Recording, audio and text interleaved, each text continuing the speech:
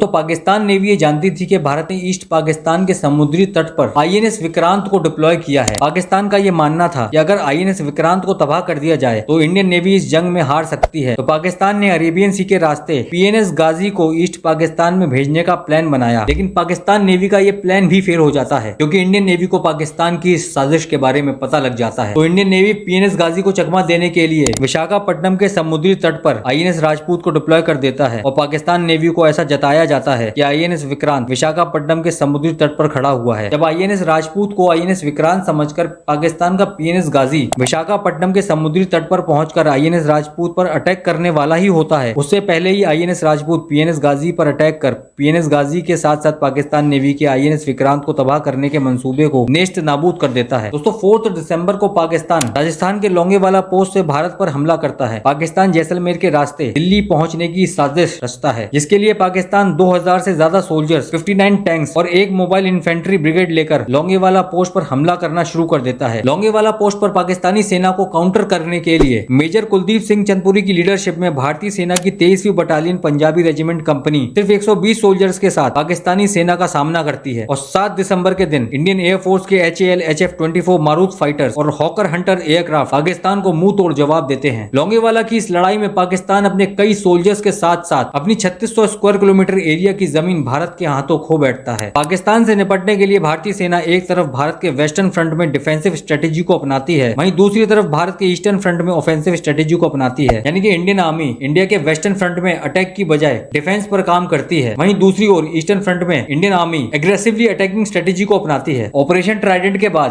Pakistan Karachi port पर security बढ़ा देता है। पाकिस्तान को यह खबर लगती है कि भारत के वॉरशिप्स फिर से एक बार कराची पोर्ट पर हमला करने वाले हैं। इंडियन वॉरशिप्स को तबाह करने के लिए पाकिस्तान अपने कुछ वॉरशिप्स कराची पोर्ट पर डिप्लॉय करवा देता है। पाकिस्तान के बचे कुचे कराची पोर्ट को तबाह करने के लिए इंडियन नेवी एक ऑपरेशन को अंजाम देती है जिसका कोड नेम होता है ऑपरेशन पाइथन। 8 दिसंबर के दिन भारत के मिसाइल बोट्स आईएनएस विनाश, आईएनएस तलवार और आईएनएस त्रिशूल कराची के समुद्री तट पर भेजे जाते हैं, जो न केवल पाकिस्तान के वॉरशिप्स को तबाह करते हैं बल्कि पाकिस्तान के किमारी ऑयल फार्म को भी तबाह कर देते हैं। इस हमले से पाकिस्तान की अर्थव्यवस्था को काफी बड़ा झटका लगता है और रातों रात पाकिस्तान को $3 बिलियन का नुकसान झेलना पड़ता है।